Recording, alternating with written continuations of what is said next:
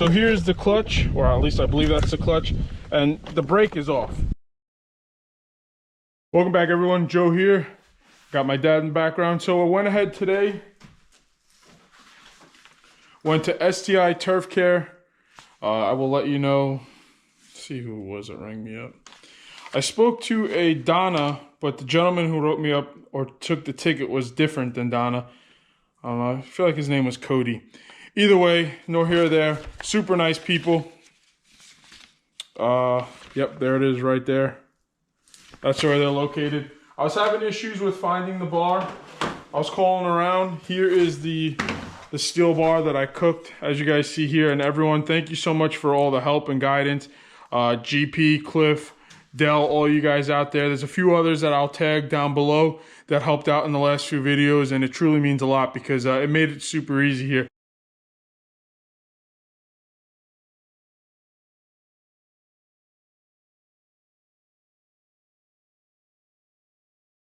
So as you guys see, the tip of this bar I bent up, and the rollers right here, a lot of you guys know what I'm talking about. For those who don't, like I do, like I don't myself. So this roller is supposed to spin. I don't have nails, but you see, it doesn't spin. One of these teeth are broke, and I think it's busted inside here. So when I was there, I spoke to them. I put some notes here, as you guys can see there. I'll read them off. So this is a 20-inch bar. It needs an 81 drive length. I don't know so that's what he told me to write. So I wrote it down. It's a 20-inch bar, 81 drive length, and it needs a .325 pitch. So that's all for the chain. So I have that bar. I'm keeping that bar myself. This is the brand new bar, the same one. As you guys see, I haven't opened it yet. I have the exact price. I thought it was going to be a lot more expensive than what it was. The bar was $56.99, so $57 we paid today, or I paid.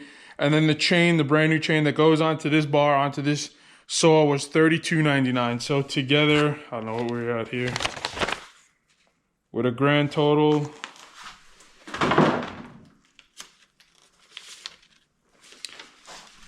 of $96.06 after tax. Not terrible. Again, that was totally my mistake. It has nothing to do with STIHL and or its product. So here's the bar. Here's the bar. And for those of you like myself that's new to all this, they showed me on another one. You see how easy and freely, I'm trying to get it to get there. You see how easily and freely that turns? Do a side by side here for you. Easy. That one. And then that one. That doesn't move, so you guys can see there.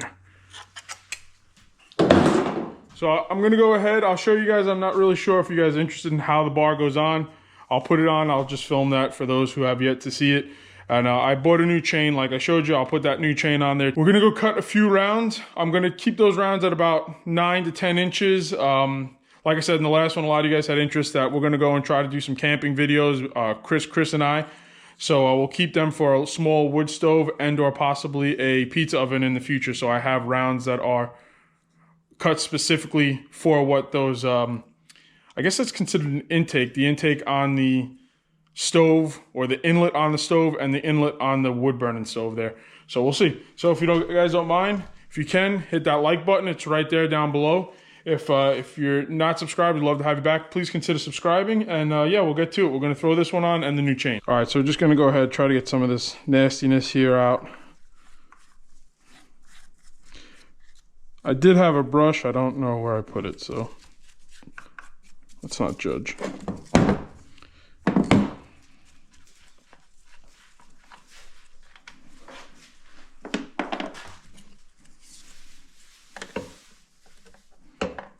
So this is going to sit here. Again, I'll hold that up. Get the new chain. Here's the chain if you guys are interested. There's the actual part number for it, if you're looking for one. Big shout out again to those guys at STI for helping me out, because it's a little bit more difficult getting this stuff if you're not used to it. What is that brand there called? The Ryobi was super easy, super straightforward.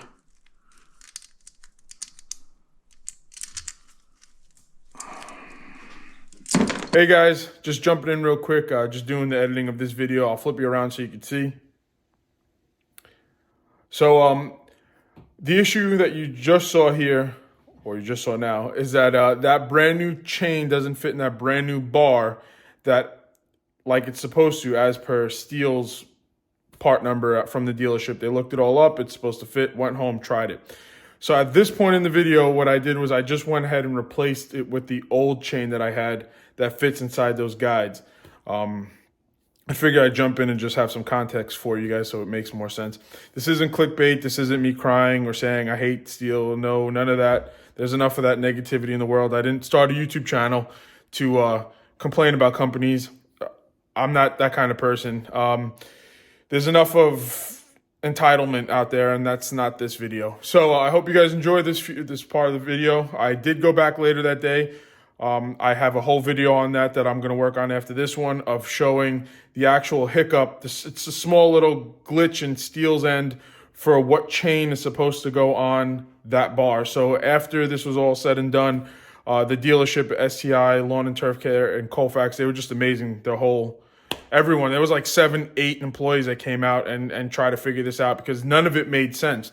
Why none of what STIHL had there was fitting. So they actually wrote out to the manufacturer to let them know, hey, look, it looks like you guys have a hiccup in, I think it's called like a MOS or MOA.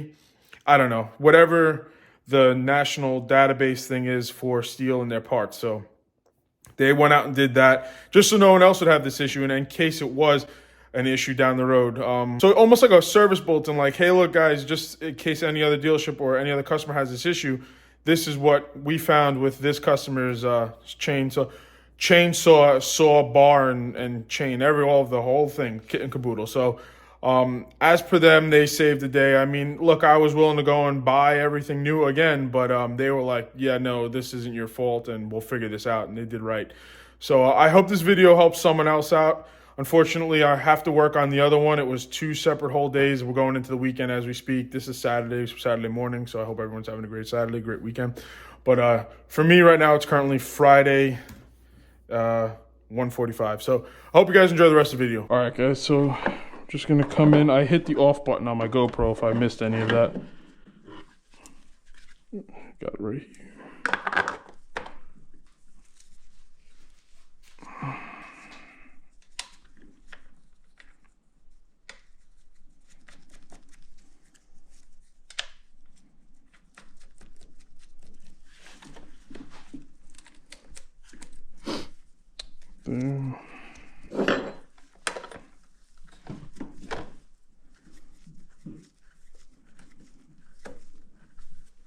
Hopefully you can see this will start to seed in a little bit.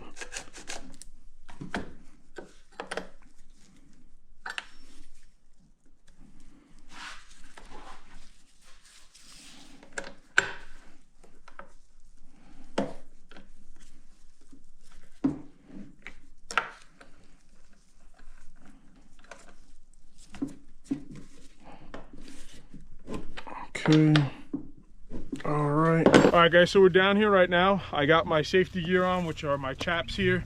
I have my helmet. I'm going to take my hat off. Unfortunately, it is very, very cold out, and I don't have a Scully. And if I do wear a Scully, it doesn't feel comfortable underneath the hard hat. I'm going to get the STIHL MS-291 fired up, let her warm up a little bit, even though the garage is relatively warm. It's in the mid-60s, but I also like to let all my machines warm up a little bit. While that's happening, I'll get my helmet, I'll get the camera set up, I'll get you guys all ready to go. I'll probably have my dad film most of it too. We're going to just make a few cuts on some of these rounds that we have down here. Like I said earlier, nothing special, nothing crazy, just to get the machine fired up and ready to go and make sure we're good to go with that. I hope you guys enjoy. I do love running these machines. It's a lot of fun. I wish I was a lot better with it. It just comes with time and practice. And I would like to, before I get into it, just thank everyone who does provide information that is skilled in in using chainsaw and or as an arborist, and you guys watch and you help me out tremendously. So thank you guys very, very much. This all right, so on here on the back, I don't know if many of you know the starting process. Like I've showed before, you pull down the trigger and that safety, you go all the way down to this area here. Try to do it in reverse, so sorry if I don't get it right. There's the choke. We're going to pull it 1 or 2 times, and then naturally it's going to go up, and then we'll move it up as it goes. So let's just see how she fires up here.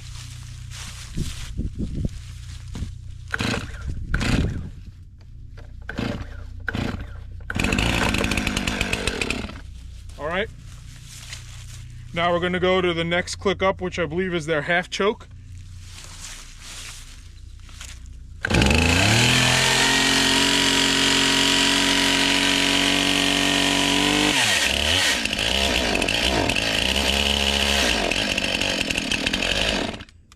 We're going to go back down to half choke.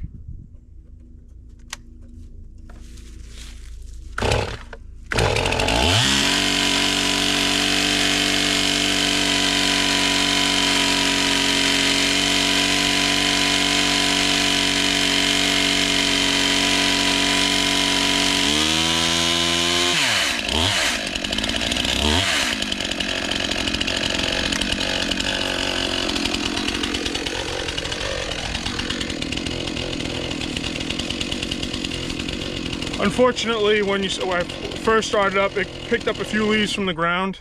It shut off again. I'll probably have to tend to that for a few minutes here, but I'll get it going, and the next clip you'll see we'll start cutting here.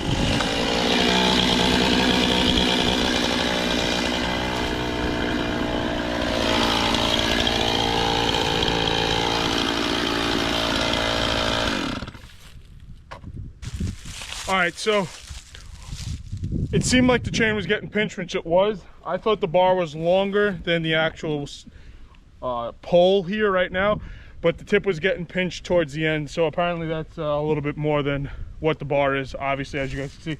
I'm gonna go ahead, make 1 or 2 cuts out of one of these smaller ones here, and see how that performs in there.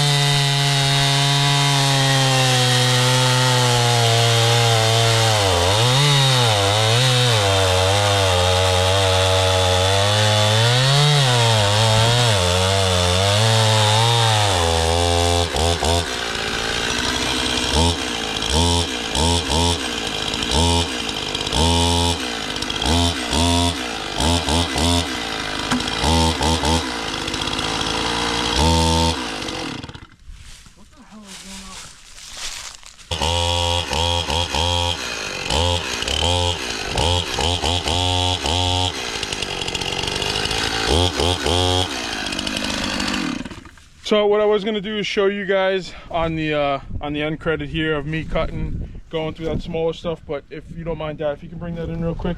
So here's the clutch, or at least I believe that's the clutch, and the brake is off. So it just doesn't seem like it wants to turn at all. So it looks like I'm gonna be contacting Rural King and see about how that warranty works out with bringing this back. It's a year old. I'm not a professional. I don't abuse any of my machines, not saying that the professionals do abuse their machines. This machine doesn't have any real hard cutting behind it, other than the fact that I had the tip here on the other bar caught in a, actually it's this tree right here. So it was caught inside of, here's the cut actually, coming off the stump. It was caught right here.